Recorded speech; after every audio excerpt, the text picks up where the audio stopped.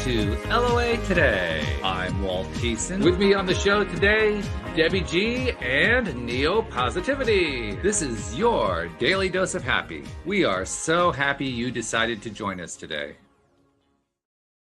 And just speaking for myself, I'm happy that it's spring. I mean, this is like my favorite season of the year, I have to tell you. And it's all starting to warm up. Things are starting to green up. Of course, we have the gardening business. That always reminds me of that. But I love this time of year. This is my favorite time. So welcome to my favorite time of year. And Neil's like, Neil, look at the smile on Neil's face. Like he's saying, oh, yeah. Okay, all right. Florida is beautiful right now. All right, like, what's up, California? Like, for real. I live 2 miles from the beach. And it's 100 degrees outside, and it's April. It's never 100 degrees at the beach. I have my room all closed up because I don't want the hot air to come in.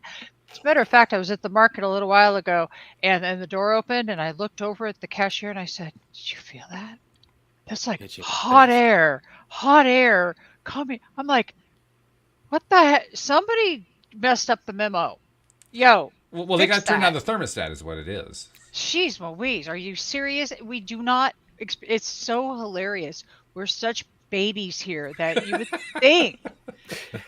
Well, and Debbie's saying all that hot air thing, and I thought preemptively she's telling me to shut up. Well, I was getting there. We don't want a lot of hot air. You know, there's a lot of hot air coming I was trying. I'm telling you. I think we've broken a record here. We actually had somebody who had to kind of self-efface before he'd even been introduced. Yeah. That's pretty good. So why don't we go through the introductions? Because, I mean, we really should bring in the fact we have a guest joining us today. His name is Csolkovits, and he has a really interesting background. He was a millionaire at age 23. He is a licensed pilot. He has been successful in just about, I mean, he's got the gold touch, let's put it that way. He's got the Midas touch. Everything he has touched in life has turned into wonderful. At least that's what it looks like on the surface. What I have a suspicion of is we're going to find out that what's behind the surface doesn't quite look exactly like what we see on the surface. But EA, first of all, welcome. Thank you for joining us today. Thank you so much. And you have hit you've split the arrow with the arrow, as Robin Hood would, because, as I love to say, no matter what I hear, I always say, remember, there's always more to the story. No matter what, there is always more to the story. It's a theme that has come up often in various interviews I've conducted here on the podcast. And actually, I don't know if you know this, all three of us here, besides you, are all podcast hosts. Debbie has her own podcast. Neil has his own podcast. They're very kind enough to join me on my podcast. So you got like podcast heaven going on here. But all of us have had the experience of interviewing people who have experienced tremendous success in their lives. And every single time they had to fail to get there first. Now, I'm going to just like throw caution to the wind and say, I'm willing to bet you had to fail first. I would say that you didn't throw anything to the wind. I mean, it is factual. It's just the way it happened, right? And I can certainly share some interesting stories about not only what I was taught from my mentor, et cetera, but and I appreciate that because, in years past, I was very blessed to have a radio show. And in 2 years, I interviewed 1,000 millionaires over a 2-year time period. Rock and looking for the common denominators, why, if you take the average American's income through their whole life, even today, add it all together, it's still not quite $1 million. And I wanted to find out why these people, what did they do that was so different that, they're all millionaires and what were those commonalities? What were those common threads? And you were doing your own Napoleon Hill is what you were doing. I have to say I really was. That's where I got the idea from. And also, by the way, I have to say, because he talks about 1,000-acre wildlife sanctuary, and I had to go buy one because he had one. Because just because I thought, well, if Napoleon Hill can do it, and why can't I? So it was pretty much it. But and I can tell you that's a lot of property. That's a lot of property. And you don't know if you start walking and you go, gee, what in the world am I doing all this? And so many stories with that. But anyway, put a runway there. Yeah, for sure. Start with a runway. Work your way out. Runway. Exactly right. I love. Yeah, I know it's awesome. Like I'm ready to fly. You can pick me up. Let me know where to be. So, what I'm curious about, that strikes me as I'm sitting here is your beautiful humor. And at what point did you realize how beautiful it was and to start using it? Thank you for asking that. When I started laughing at my own jokes, that was when I really, that was the perfect pinnacle right there. Because I realized that even if I was the only person laughing, it was still okay. So, and then I realized it was okay for people to laugh at me or with me. I was good with either one. What's the difference? There's put a smile on their face and why not? And Why not? actually, interestingly enough, I could even show you on my phone, which would be hard to see. But on my phone, there's like, Google Calendar. Uh-huh. You know what the one thing on my Google Calendar every single morning is? Today, make someone laugh. Oh, nice. I love like that. that. We're gonna type that in the chat. And it's my first thing that's on my calendar every single day. And I have to turn it from green color to red color to make sure I reminded myself that I did it. And that today I'm going to make someone laugh, even if it's at my expense. I'm totally okay with that because it's really not at my expense anyway. It doesn't matter to me what they think. Well, plus, anytime that you're laughing, never, you're feeling good. it's I mean, that's never just personal that's the nature anyway. of it. Yeah, Yeah, is. no, I just, I appreciate humor. I appreciate humor because it's such a high vibing thing to do. You can't be an angry little ninny if you are laughing. You can't be in a horrible space if you are laughing. And I think I just had to appreciate it because to bring it forward is awesome. Now, I'm really curious about what you found the common denominator for these millionaires is. May I go backwards in order to go forwards? Oh, sure you please do. can. Let's go. Okay. I'm buckling in. Let's go. And it's actually a little bit to what Walter said earlier, that when he was quote unquote caution to the wind. My background, I live in Michigan now, Southeast Michigan, and born and raised in the Chicagoland area. And my father was a milkman. So, back then, I've just had my, recently my 44th anniversary of my 21st birthday. And I used to do the same thing.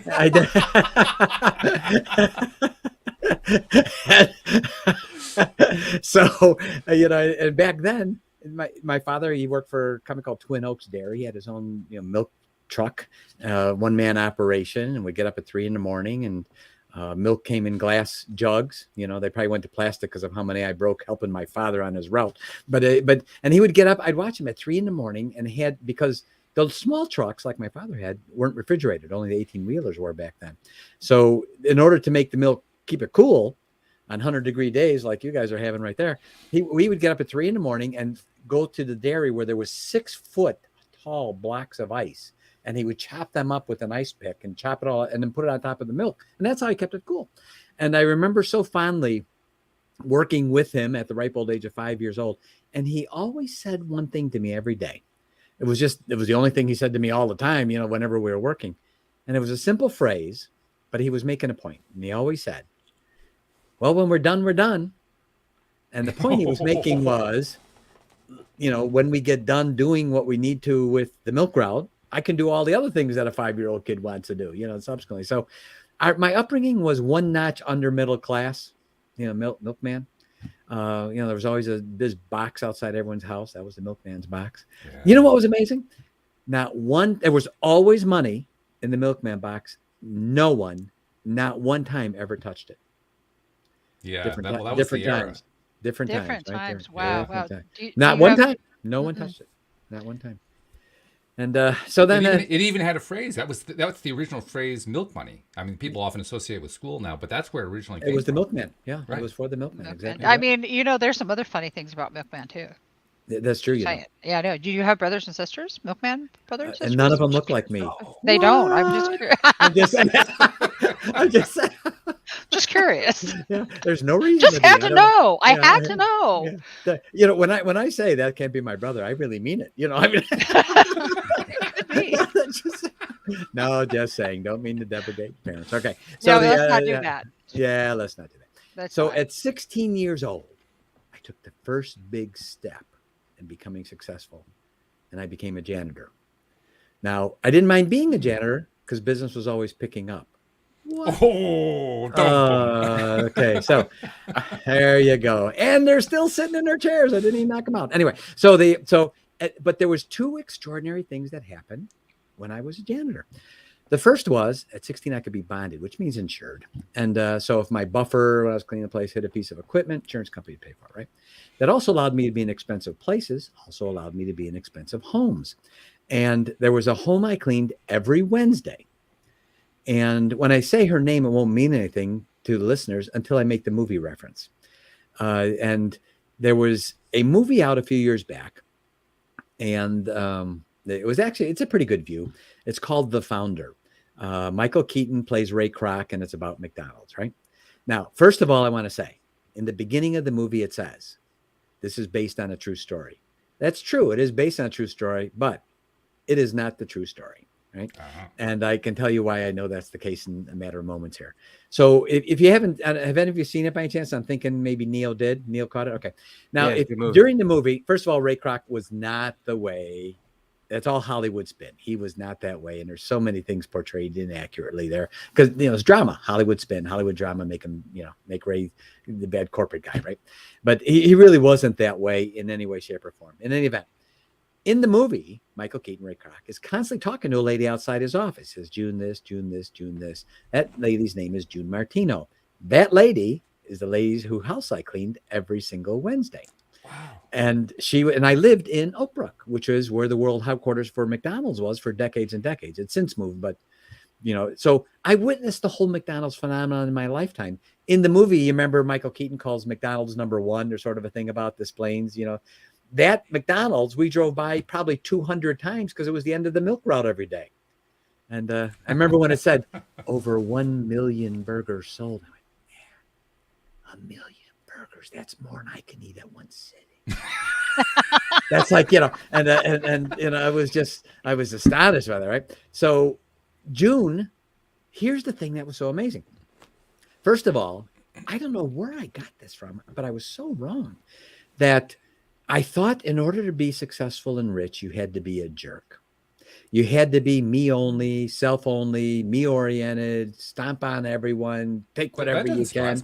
That doesn't surprise me at all, actually.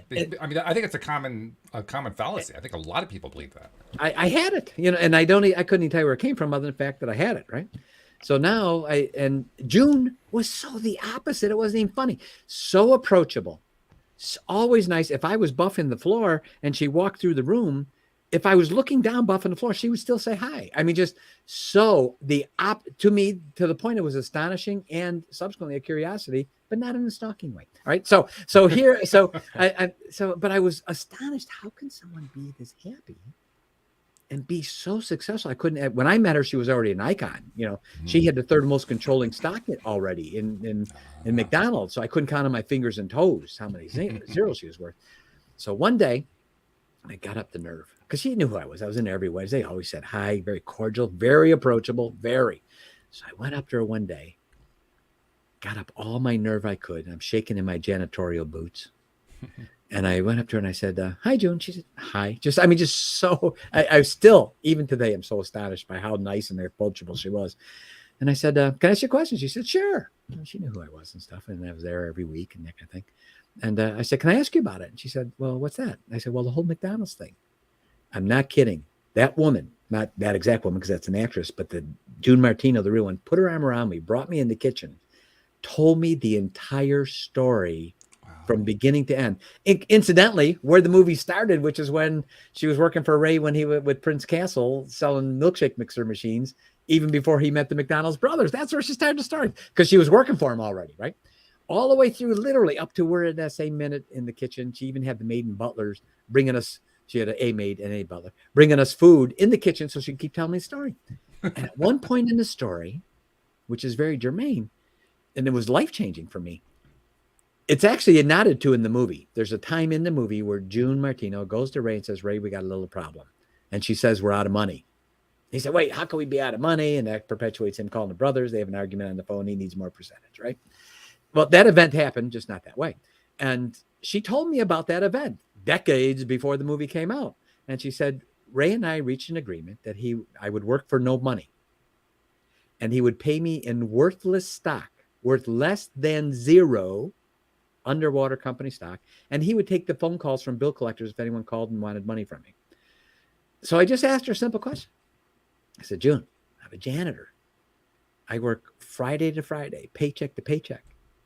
If I don't get my paycheck on Friday, I'm not showing on Saturday. I need that paycheck on Friday. Why did you do it?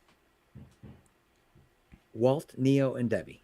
She sat back, stared at me with this blank look on her face, and I could tell she just left. But she's staring me down. And I realized I had just inadvertently, this snot-nosed 16-year-old had just inadvertently asked her a question no one asked her. Everyone wanted to know what happened with McDonald's.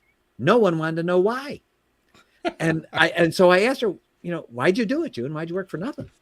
And she sat back and she's staring at me, and I'm going, because this kid, and I'm still amazed she's even talking just to me. I'm thinking there must be someone else in the room. She's not just talking to me, And so when she answered, it made the hair stand up on the back of my neck. I remembered the way she said it, what she said, and my instantaneous thought right after. When I asked her, June, why'd you work for nothing? She said to me, because I believed in Ray. And the way she said it made the hair stand up on the back of my, because of what was behind it. And that was the first time she'd ever said that to anyone, right?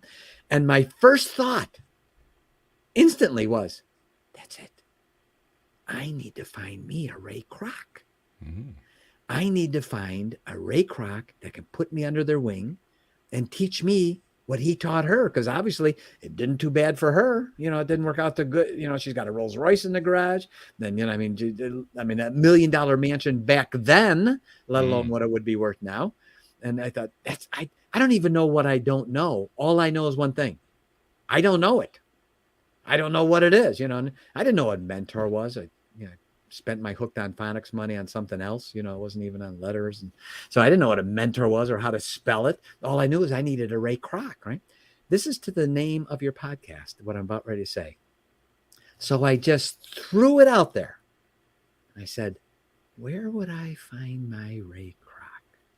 Where would my Ray Kroc be? Where do I meet him at? And it wasn't 2-3 months later, we got a phone call at the same janitorial service I was still working at. And this guy was in from Detroit opening a diamond store.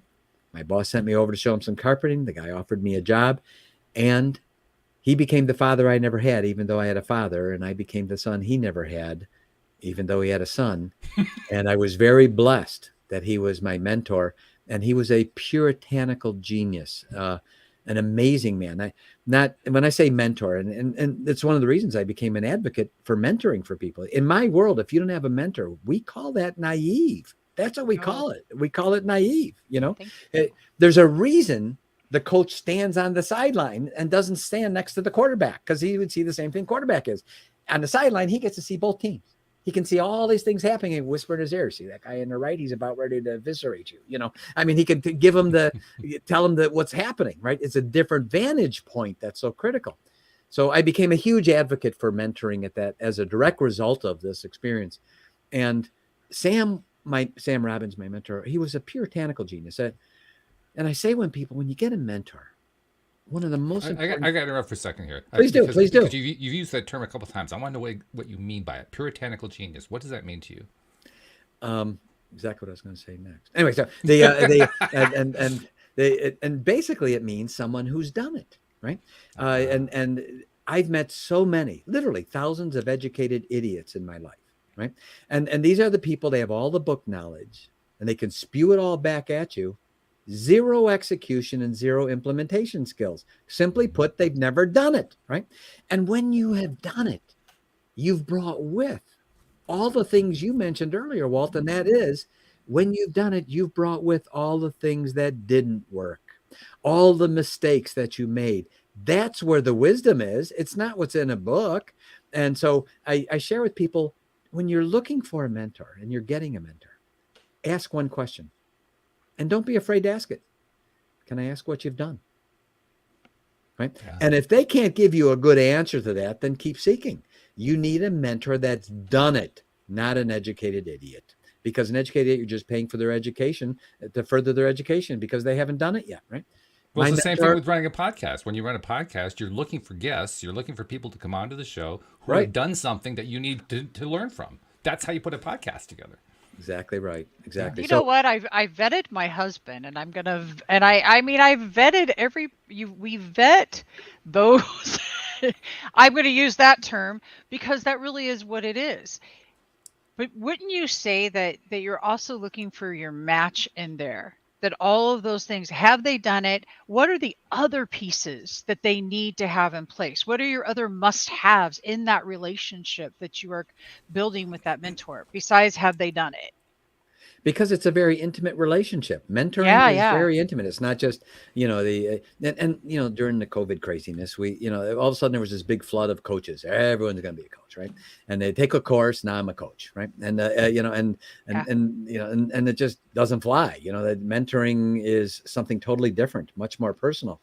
And Sam was a puritanical one. To get back to your Walt's question, puritanically meaning he did it, right? He really was one, right?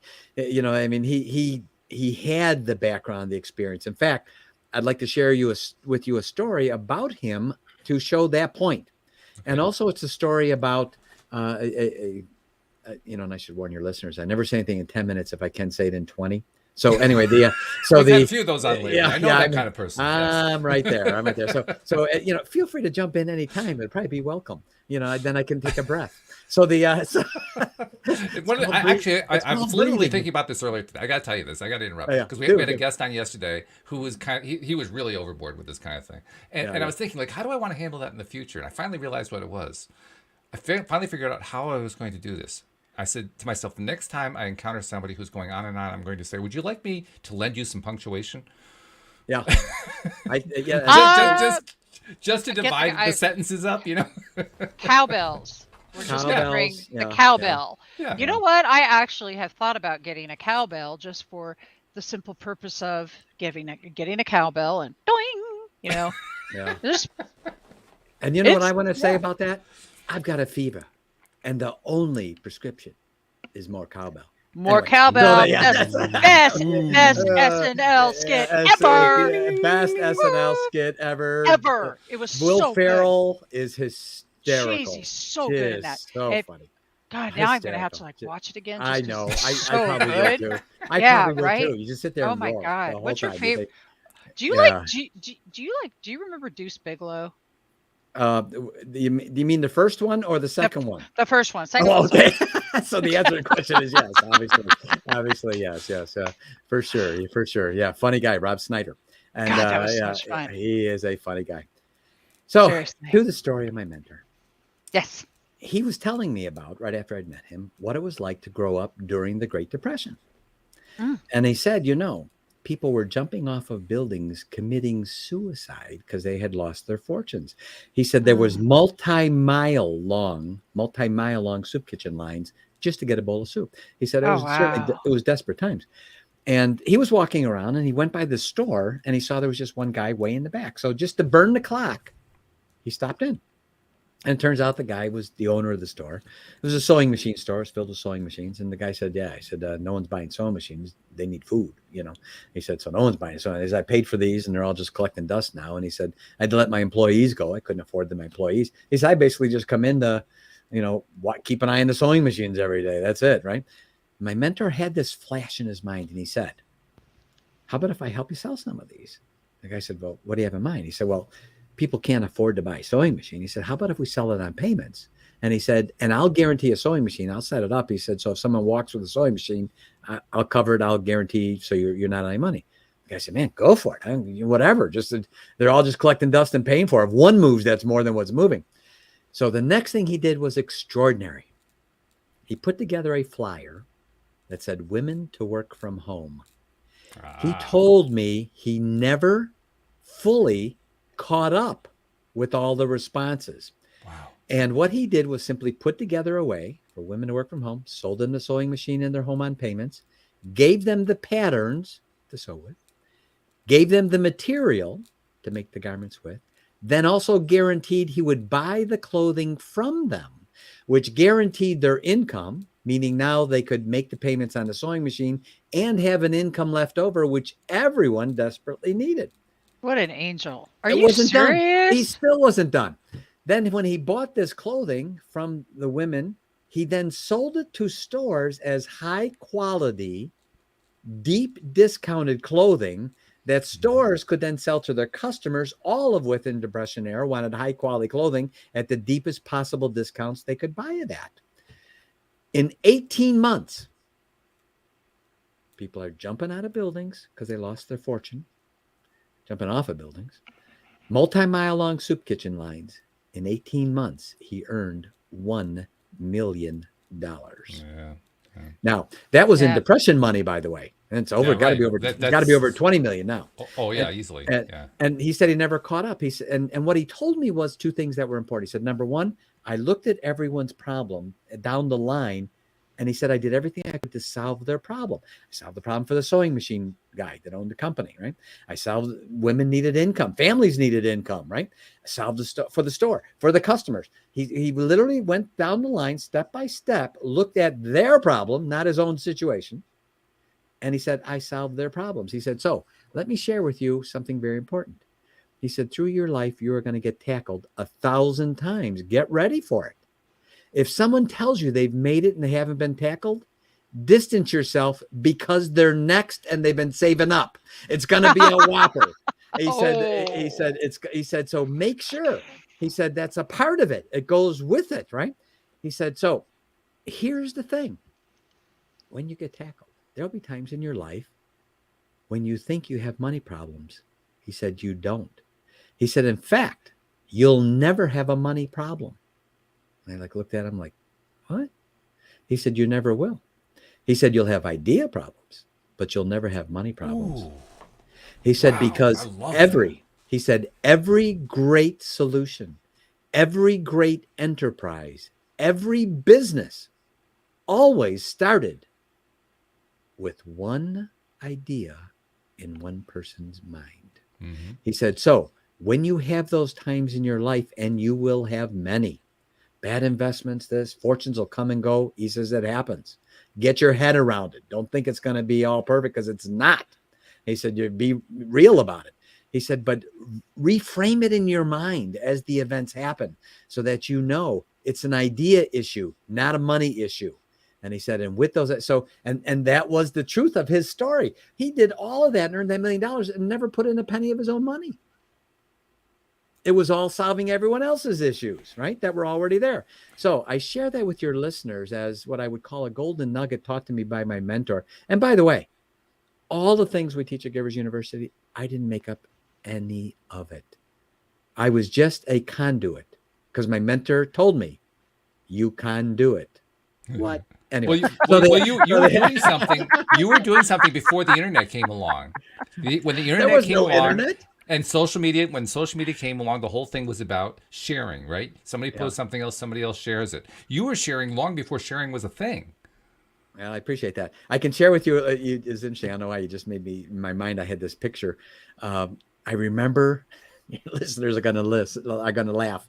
I remember one time in my office, and we had these truncated 8 fax machines. So when one was busy, one was another, and people would send in orders, right?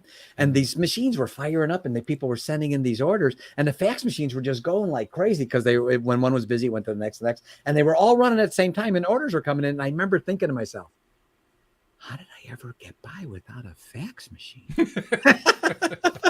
And now it's like, the age of dinosaurs, Right, of course. it's, so much has changed. So at 19 years old, I asked this man, Sam Robbins, my mentor, I said, Sam, will you teach it all to me? Don't hold back. Teach me everything. And he said, okay, I will. But I want one thing from you. When the time is right, and you will know that time, I want you to share with as many people as you possibly can everything I taught you. Wow. So at 19 years old, I made a vow. I made an oath to my mentor that today has manifested as Givers University. And that's how it came about. That's very cool. Givers You'll University. That's the coolest thing ever. It's a great name. I love it. There's also something in your story that I want to touch on, and I'm not touching on in order. It may sound like I'm disparaging. I'm really not. I'm simply leading up to a point, which is that you made reference to people jumping off of buildings at the beginning of the Great Depression and the Great Depression, and it actually is a myth. People believe that on the day of the big stock market crash, 1929, that exactly that's what happened. Stockbrokers were jumping off of buildings. They were killing themselves. Actually, nobody died that day. Not from jumping off of buildings. There were no deaths from that. But look at the myth that came out of that.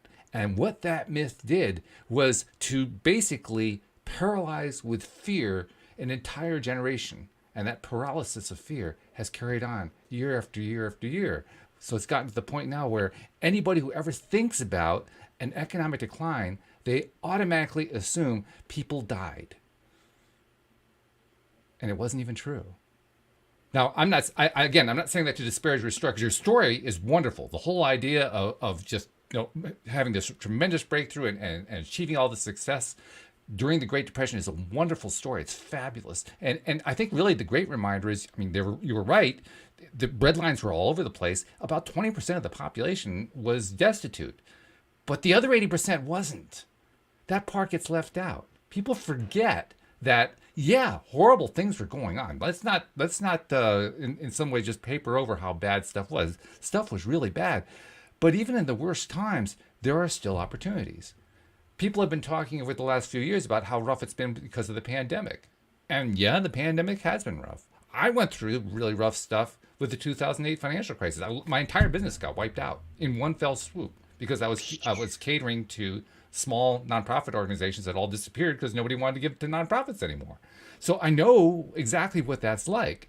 But the fact is, we just went on after 2008, the biggest market boom in American history.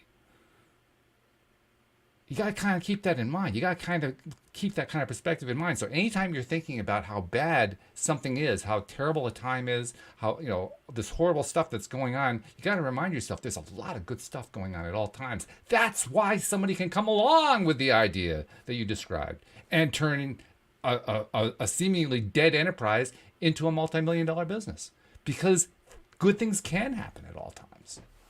There's no question. And there's and certainly, the majority of the people will choose to complain that rose bushes have thorns.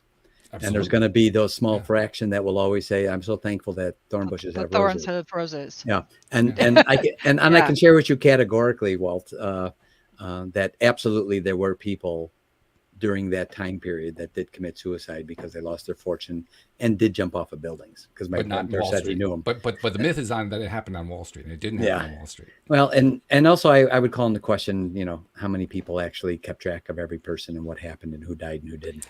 I'm gonna say, in here. Yeah, I'm gonna say, first of all, my mentor lived it and he was telling me the story, so I'm going with what he said.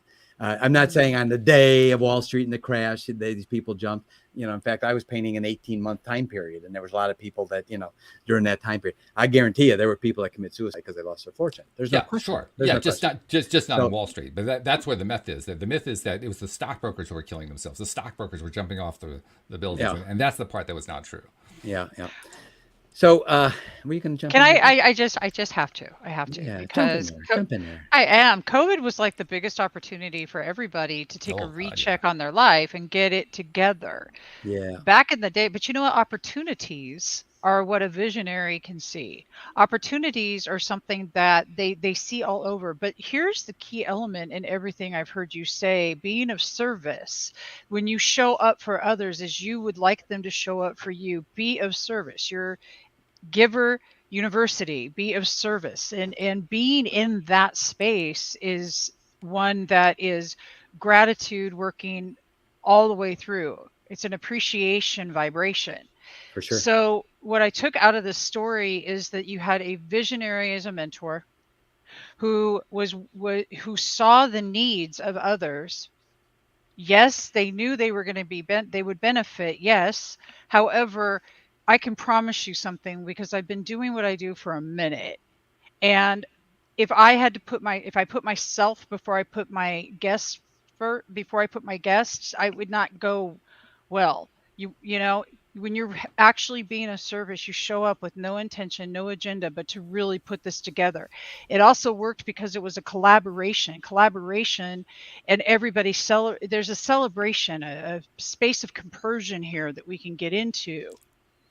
And compersion is to celebrate others and their accomplishments. So I celebrate you, and I celebrate your mentor for showing us that the possibilities that are limitless, period, regardless of what's happening in the exterior. It's what's happening within all of us in a connectivity that we are, and I just think it's badassery It is. when people show up with freaking service, period, period, period. Yeah, I I love agree. that. I agree. And the other thing I wanted to mention was that, here my mentor was literally, he told me during that Great Depression time period, because I'm building on that for a reason. He told me for some of their meals, they actually ate cardboard, Oh yeah. because it got rid of, their stomach would stop growling. And here he was, by solving everyone else's challenge, getting out of his own life and focusing on the needs of others, earned $1 million, which was unheard of to do that in 18 months in that time period. It was There were huge. people that made money, but they were far and few Yeah. by comparison. And so he shared with me these things, and these 1,000 millionaires that I interviewed, I looked for the common denominators. And what's interesting is that every one of them had one thing in common. They all had a story.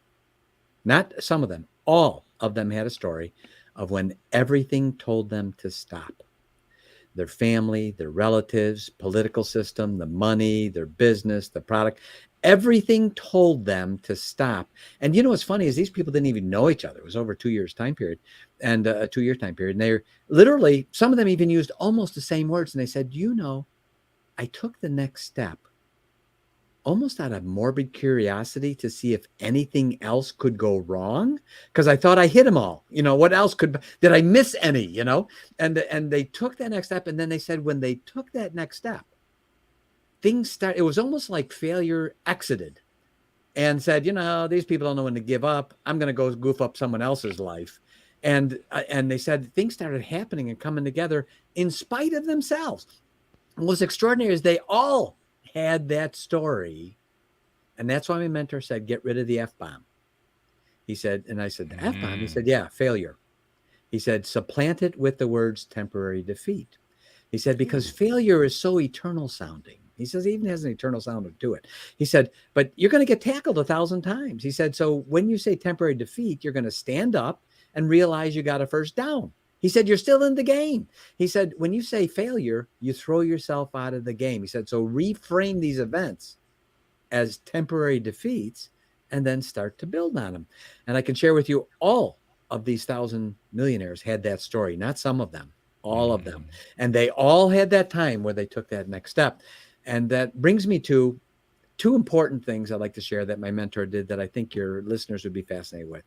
At 19, he said, let me tell you about this thing called life. I said, okay, this should be interesting. And he said, picture in your mind this scale. And on the right side of the scale are all the things you're going to get in your life, the benefits, the income, the blessings, the investment benefits, all these things you're going to get. All the blessings you're going to all come from the right side of the scale. So the left side of the scale are all the things you're going to give, the time you're going to put in, the investment, the helping others, all that's going to be on the left side. He said, let me tell you about the scale. It's never out of balance. He said it strives for balance, and even at a moment when it seems in static time that it might be out of balance, he says it rights itself. It always, with no exception, does. He said the next thing I say will be hard. It's going to be hard for you to do. He said, but once you get your head around it, you will be unstoppable. He said, here's the hard part. Forget about the right side. He said, and make it your goal, your daily goal every day, to heave so much on the left side of that scale that your new objective every day is to get the scale out of balance because you've put so much on that left side. And he said, when you do that, you'll never have to worry about what you get on the right side. And I can share with you, that's an absolute fact. I lived it. I tested it. It works just that way. It's So really cool. That's a cool take on. We call it law of attraction, but it's basically the same concept It using older is. terminology. Yeah, It's yeah, exactly the because I'm same older. concept. Because I'm older. That's the end of the day. Well, Yeah, you're I'm not a older. whole lot older than I am, but still. Dinosaur. I mean, Well, yeah. I'm gonna look at here, gentlemen. This trust that I heard what you said. These millionaires all had the same belief within themselves that they had this knowing. There's a knowing we have when we have a purpose and we show up, and that's why. It's this knowing, this trusting your abundance, trusting who you are, trusting the message you got. Everybody's against you. Oh well. I love that. And don't worry about the right. Yeah, I was at an event and this gal says, one of the speakers, we were sort of like a little get together speakers beforehand, and she goes, she says, I don't like to give away all my stuff. I'm afraid people are going to steal it. And I said, you're not going to like what I'm going to say next. I said, but I'm at the point in my life, it doesn't matter to me whether you like it or not. I feel obligated. I'm obligated to say Thank you. If you're concerned that people are going to steal your stuff, you need more stuff. It's just that simple. You need more stuff. I said, you should be a never ending well of information, and they shouldn't be able to steal it all because you could download it and they'd never catch up. I said, and she didn't talk to me after that. Anyway, so the okay, no, I got to get into this one. So, no. Wait a minute. Okay, she's afraid she's gonna. Oh, yo, there's who knows how many billions of people in this world. Yeah, right. And if somebody in this world thinks that their idea is freaking special, they got a rude awakening. It's not. For every one of us that gets the idea, so did somebody else. It's going to depend on who's got the cojones to take the action on the idea. So, really, and why wouldn't we share? Why wouldn't somebody take, okay, wait a minute, you're doing this. Oh, you know what? It would be cool if I did this. We're here to help each other in this progression called life. And so when I hear that, it's like, yeah, and she does need more stuff. You're damn right. So she did. You never want to stop acquiring the input so you can give the output through the experiences that we have so that we can show up for other people. The only reason I have experiences is so I can show somebody else that it's possible. Exactly. And that's and then that's what I'm gathering from what you have been expressing. For sure. And these things work. What I'm about to say now is not to be braggadocious. It really isn't, because it was my mentor. Please do brag. I was dumb, and I was what you call intelligently ignorant. They say, what's your superpower? Know your superpower. I said, I only had one. I had the ability to say, I don't know about that. Could you teach me that? I'd love to learn. That's huge.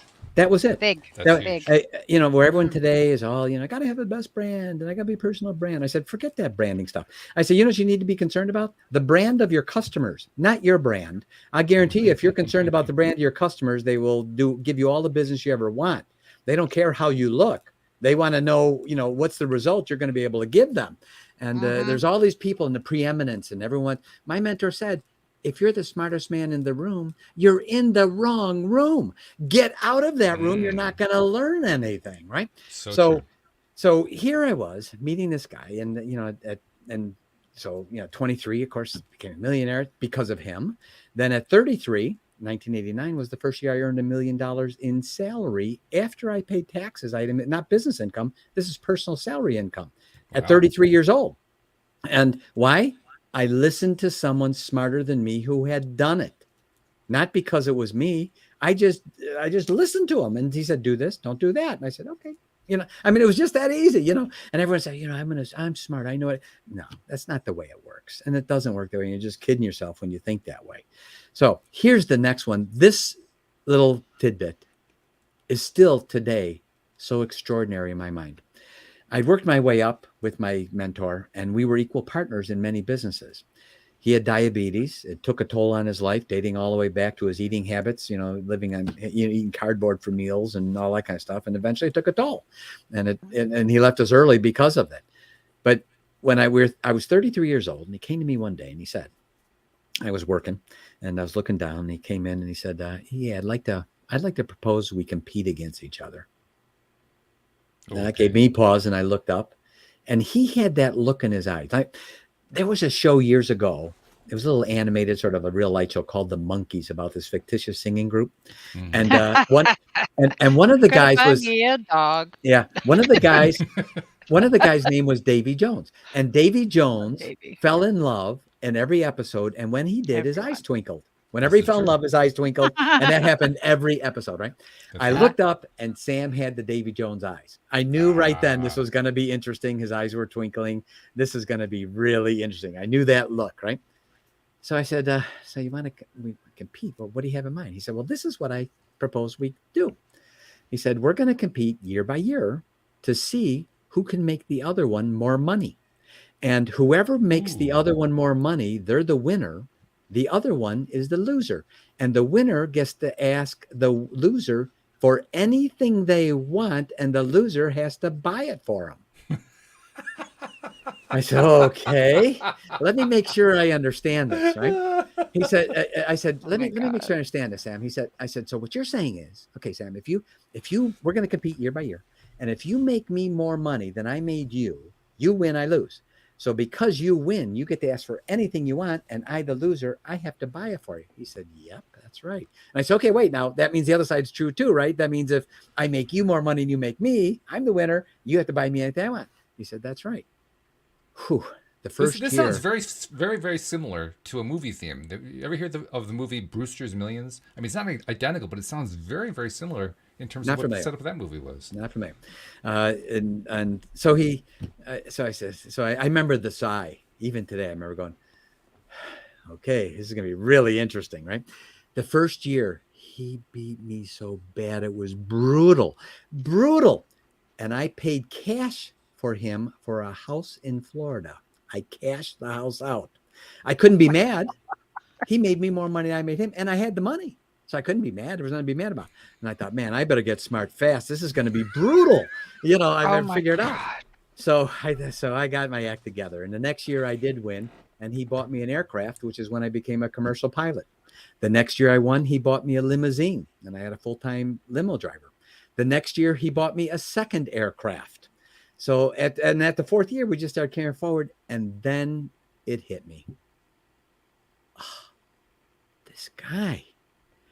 It finally dawned on me. It took me 4 years to figure out what he really had done. His diabetes was taking a toll, and we both knew it. He couldn't keep up with me. He couldn't schedule-wise and work-wise. He couldn't put in the hours. He couldn't put in the time. We both knew it, and it was evident. He couldn't, right? And he knew that we were splitting everything 50-50. He wanted me to win. He wanted me to win because he had figured out, since we split everything 50-50, he knows he can't keep up. And because of that, he didn't want my mind to get goofed up, thinking we're splitting everything 50-50 and I'm working harder than he is. So he wanted me to. And I remember thinking, what kind of man comes up with this stuff? You know, to play that forward in his mind, to think my mind could get screwed up because we're splitting everything 50-50 and he couldn't keep up with me because I'm 33 and, you know, his health was deteriorating, and, you know, and wanting me to have that extra perk, wanted me to win. And I thought, man, what kind of man even comes up with a thought like that? And later on, I began to call that the giver's contest intention. And it's one of the cornerstones of when we teach people how to build the right kind of community around them. So we named it the giver's contest intention, namely, you're working more for the other person than they're working for you, right? And I could tell you the story even today. I'll never forget when he said that, in the sigh I made. I thought, oh boy, this is going to be something else, because he had the Davy Jones look, and I knew it was coming, you know.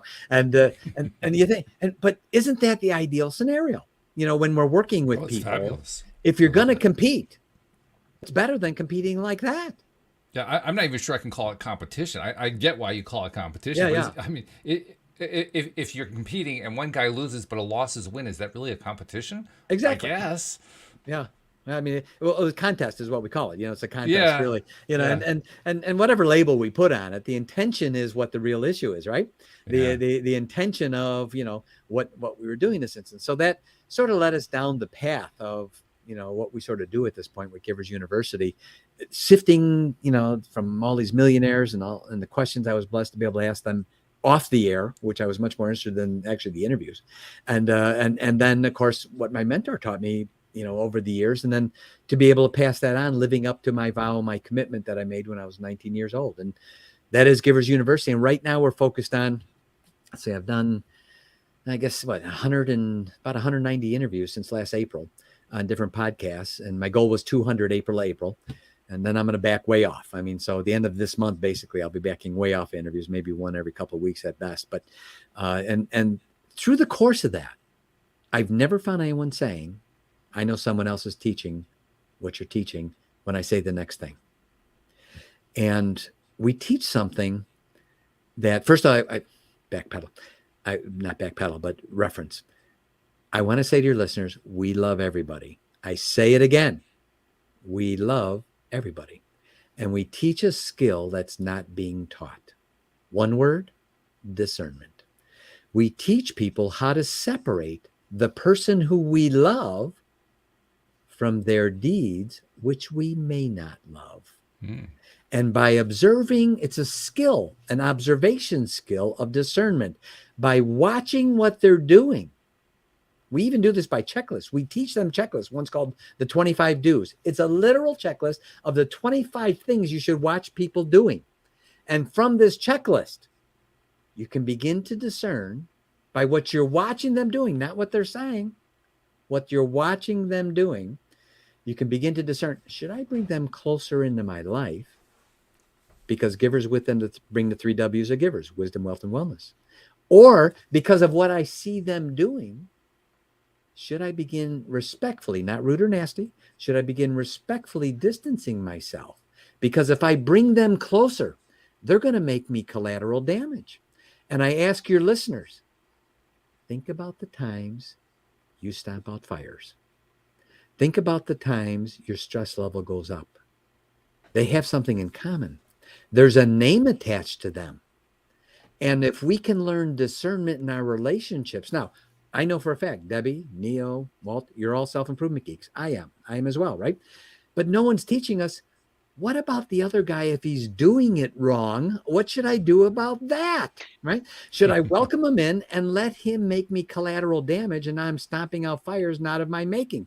When it makes more sense to learn to discern, as we say, because your talk talks and your walk talks, but your walk talks louder than your talk talks. That's true.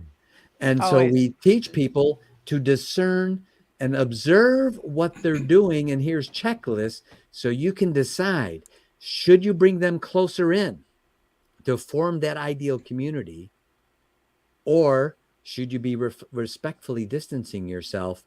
Because when we're stomping out fires, where's our productivity? When we're solving problems not of our making, where's our productivity? It's so much easier to learn how to discern. And that's the skill. It's one word.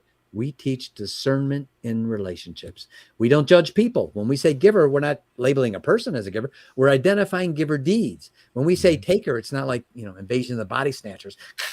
We're not doing that. Right. We don't identify takers. It's taker deeds we're identifying. Right. And we're teaching people, watch these things. And the response has been spectacular because they see the difference in their life. I agree with you. Discernment, preferences, vetting. Are you in alignment? Paying attention, stay focused, ask the right questions. I love what you're doing. It has been a pleasure to meet you. I actually have to say goodbye, everybody. See me tomorrow morning on Unify Women Rising. We will have Quantum Fitness, Jessica Alstrom, and Janice joining with the Cooch Ball. It's going to be a seriously incredible day. Walt, as always, thank you for bringing the most extraordinary guests. EA, it's seriously, you rock. Thank you. Thank you, Debbie. Nice to meet you. Yeah. Peace. We're glad you could make it. We'll see you next week, Debbie. Love you very you. much. Okay. Yeah, Debbie's wonderful. She sure is. I got a question I got to ask you because I'm loving what you're talking about with Givers University. I'm curious to know how the day-to-day works at Givers University. When we think of a university, we think of, classes and you've got a seminar room and a professor at the front and all that kind of thing. I suspect it's probably not quite that, but what's it like? What when you get involved in the university, what happens? Well, we're an online community. We're an online university. And, so we have online courses. Our primary course is called Give to Be Great. which is a series of 3 courses: the Giver's Mindset, Giver's Lifestyle, and Giver's Lifelong Learning. And we teach these skills. We teach discernment, and we with even checklists. So that's online. And then as the COVID craziness is ending, we will be going into working with entire companies and training whole organizations for those companies that want to have a giver community within their organization, because it's a skill. So we teach people the skill of step by step. So, we're self-improvement people, obviously. Self-growth is very important. And we walk people through all aspects of their life, starting out with how do you think? And, which is a critical part of law of attraction. Law of attraction is one of the laws we teach. Cool. Because, it's actually one of the 7 laws we teach, because it's so powerful. It's that same law, Walt, that, and I don't need to identify it because I know you saw it, but when I threw it out there after I met June Martino and I said, where's my mentor? I threw it out there, and inadvertently I tripped on asking the right question. Yeah, no kidding. And guess what? I got the answer. Yeah. And so, I'll be honest. I wish I had been smart enough to ask that dumb question when I was that age. I tripped on it. Believe me when I tell you, Yeah. I tripped on it. I just, I to see it, here she is, this woman who's so approachable. She's got a Rolls Royce in the garage. I love cleaning the garage, by the way, because I had to pull out the Rolls Royce, right? Oh, of course, yeah, right. And then at night, I went home and drove my Rolls can hardly, rolls down one hill and can hardly make it up the next. Yeah, there you go. So okay, we got it. And so, I mean, just to see that people live this way, and she bought homes for her kids and everything, it was, and I was sort of amazed by that, and so having a mentor that's done it, and learning the right skills. And, and part of that is our thought process. It's a very important part. And my mentor said, he said, our lives are self-fulfilling prophecies. And he said, people always want to get the answer. They're always looking for the answer. What's the answer? He says, it's backwards. He said, the answers are omnipresent. They're always there. They always will be there. They're there right now. He said, focus on asking the right question. Don't worry about the answer. The answer's there already. He said, most people go through life asking the wrong question. Then they get the wrong answer, and they surprise when they got the wrong answer, but it's what they asked, right? And by contrast, there are the other people that realize, you know what, I have freedom of choice. I can think of any question I want. I can reframe that any way I want. And because of that, I'm going to ask this question. And then we get the right answer because we asked the right question. So it was day by day thing, and I was so blessed to have him in my life for all of those years, and to be able to pass it on to so many other people.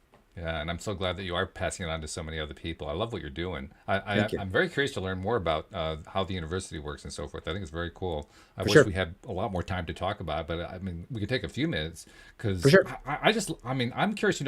You sign up. What happens day one? What do you do? Okay, great question. Well, the first thing we'd like to have everyone do is we want them to get those checklists because they're free. Start working on the discernment skill. It's going to have a huge impact on your business, your family, your social. It works across the board. Discernment in relationships, our relationships, right? We got businesses opening and closing faster than ever before. Products being antiquated overnight. When we're all done, what do we have left but our relationships? And no one's teaching how do you discern those, right? This guy said, man, he was really good. I read this book, said I should have 5 good people. I said, you should. One question. Which 5? Which 5? Yeah. Yes. No one's teaching which 5, So here's what happens. We recommend people, first of all, they should go to our websites, Givers University, one word, giversuniversity.com, plural. They're going to see a place to sign up for a newsletter. It's absolutely free. When they sign up for it, we're not spammers. So they're going to get an email that says, do you want to communicate? It's going to say, do you want to communicate with Givers University? If they do not answer that, they will get nothing else from us. That's it. So they have to say, yes, I want emails from Givers University. When they say yes, 2 hours later, they're going to get a great free checklist called the 25 Do's. This is an actual checklist of the 25 deeds to be watching. And for someone that's even starting to begin discernment in relationships, they can actually go through and make check marks on the left and the right when they observe things, and at the bottom total it up. And they're already they're headed down the right path, which with discerning that person and the relationship based on their deeds and what they're witnessing. It's absolutely free. Then every Thursday, we send out an email. It's about a 5-minute read. It's Thursday morning. It's called the Giver's Toolbox. I hate that. You sign up for an email and they're blowing up your email with 6 of them a day, from the moment you sign up, and like, unsubscribe. So we send out 1 email a week. Either that or else junk folder, one or the other. Yeah, for sure. And so it's called the Giver's Toolbox. We send out a new tool that people can add to their relationship toolbox once a week, about a 5-minute read. Sometimes has a quick little video clip in it. From that also, they learn about our courses. We're nurturers. We invest. I believe in the giver scale of life that my mentor taught me.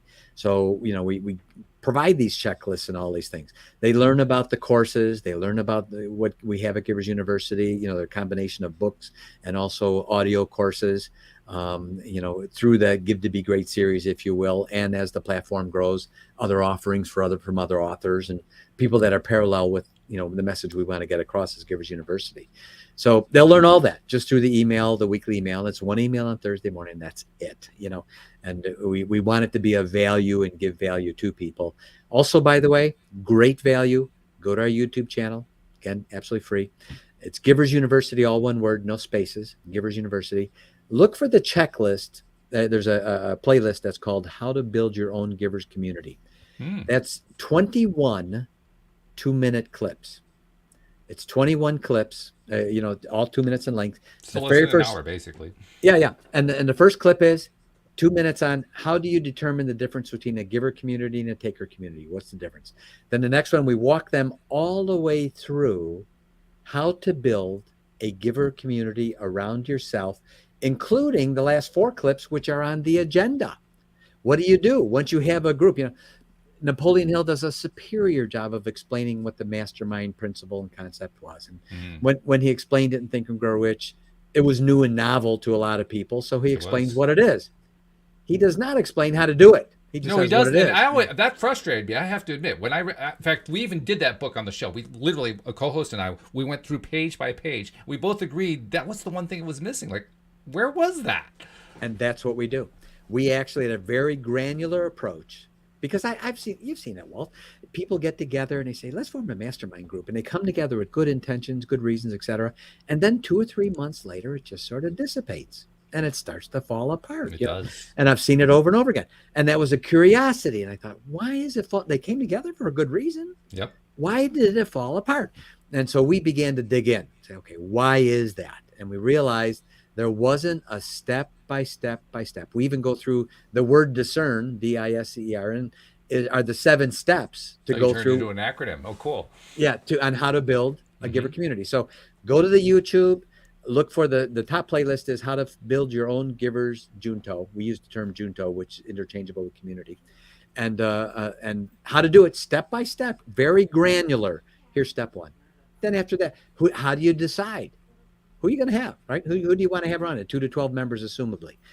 Next one, how do you invite them? What do you say? What's the next one? When do you convene? What's the next? So we go through step by step, all the way through, including the agenda, and we want people to start doing it. There's so many taker communities out there where they just, in the last 2 years, I've seen them explode, where they say, join our community. Be with our community. We're all the same. And 6 hours later, they're trying to sell you everything under the sun, right? Yeah. They're not communities. Yeah. That's a customer hit list. Call it what it That's is. Don't true. call it a community, right?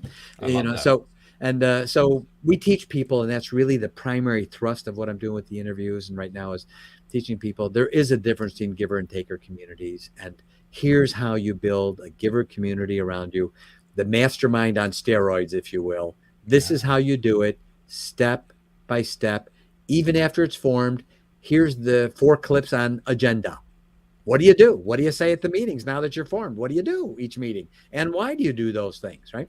And break it up. So we break it right down, and I'm going to sign up just because I want to get that, because this has been a question that I have asked myself for years. I've actually asked people on the show, people who are involved in masterminds, and I always got answers all over the place, but never this direct. I'm really looking forward to checking this part out. Yeah. It's very granular. So we're happy to be there. And thank you so much. And I can share with your listeners, the law of attraction is more real than most people even realize. And, and even the people that know it, I'm still learning how powerful it is every single day. We have a God-given right of the freedom of choice, and people think that they don't realize that also includes the idle thoughts of our mind.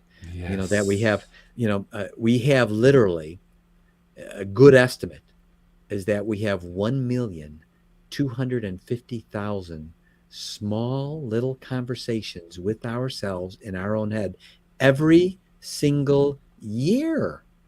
1 million. That's 35, about 35 a minute. And 35. The scariest part for me is how often we repeat them over and over and over again. Yeah, yeah, and also ones that are non-productive, and ones that that have been just because we've heard it and we're repeating it. So when we realize we have the freedom of choice to, if we're doing 35 things a minute, these quiet little conversations in our own head with ourselves, from ourselves to ourselves, and 1,250,000 times a year, who can tell me those conversations don't have profound impact on our lives? Right. And it manifests in the law of attraction as we see those things manifest, but all that is the end result of what we already put into play. Yes. So thank you for your great podcast, and thank you for the title of it, and the getting that out there to the people, because more people need to realize that we have great blessings that we don't even have as a part of our arsenal, and we could have them.